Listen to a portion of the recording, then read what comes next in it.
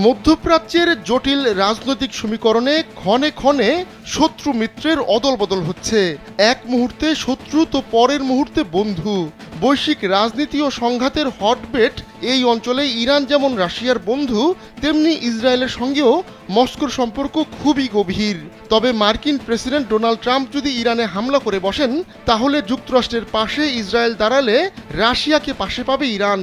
কিন্তু তার আগে কূটনীতির মাধ্যমে এই সমস্যার সমাধানে উদ্যোগী হয়েছেন রুশ প্রেসিডেন্ট ভ্লাদিমির পুতিন। ইসরায়েলের অস্তিত্বের জন্য হুমকি ইরানকে কোনোভাবেই পরমাণু অস্ত্র বানাতে দেবে না যুক্তরাষ্ট্র, এমন কথা সাফ জানিয়ে দিয়েছেন ট্রাম্প। এজন্য নিজের শর্তে ইরানকে আলোচনার টেবিলে বসাতে চায় ওয়াশিংটন। এজন্য অবশ্য দেশটির উপর নিষেধাজ্ঞার পাহাড় চাপিয়ে দিয়েছেন ট্রাম্প। পাশাপাশি হামলার হুমকি দিয়ে যাচ্ছেন ক্রমাগত। যমুনা ইলেকট্রনিক্স ঈদে ডাবল খুশি অফার সিজন 3, যে কোনো পণ্য কিনলেই পাচ্ছেন নিশ্চিত ঈদ উপহার। তবে ইরানকে এভাবে ভয় দেখানোয় চটে গেছে রাশিয়া। দেশটির ভাষায় ইরানকে হামলার হুমকি দেওয়া অগ্রহণযোগ্য, আর এর পরিণতিও হতে পারে ভয়াবহ। সাম্প্রতিক সপ্তাহগুলোতে ভারত মহাসাগরের ডিয়েগো গার্সিয়া বিমান ঘাঁটিতে তৎপরতা বাড়িয়েছে যুক্তরাষ্ট্র। সেখানে ঝাঁকে ঝাঁকে যুদ্ধ বিমান ও বোমারু বিমান পাঠাচ্ছে ওয়াশিংটন। একটি প্রতিবেদনে বলা হয়েছে, নিজেদের বোমারু বিমানের বহরের প্রায় 1/4 এখন ডিয়েগো গার্সিয়ায় মোতায়েন করেছে মার্কিন বাহিনী।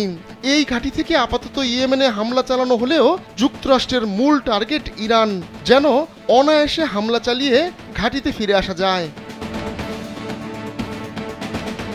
ইরানের পরমাণু কর্মসূচিকে কেন্দ্র করে সৃষ্ট এই অচলাবস্থা নিয়ে শুরু থেকেই সরব রাশিয়া। বৃহস্পতিবারও এ নিয়ে মুখ খুলে রুশ পররাষ্ট্র মন্ত্রণালয়। তারা জানায়, এই কর্মসূচির সমাধান খুঁজে বের করতে মস্কো প্রতিশ্রুতিবদ্ধ। তবে ইরানের শান্তিপূর্ণ পরমাণু কর্মসূচির প্রতি মস্কোর শ্রদ্ধা রয়েছে বলেও জানিয়েছে রুশ পররাষ্ট্র মন্ত্রণালয়। মন্ত্রণালয়ের মুখপাত্র মারিয়া জাখারোভার ভাষায়, ইরানের পরমাণু স্থাপনায় বোমা হামলা বৈশ্বিক বিপর্যয় নিয়ে আসবে।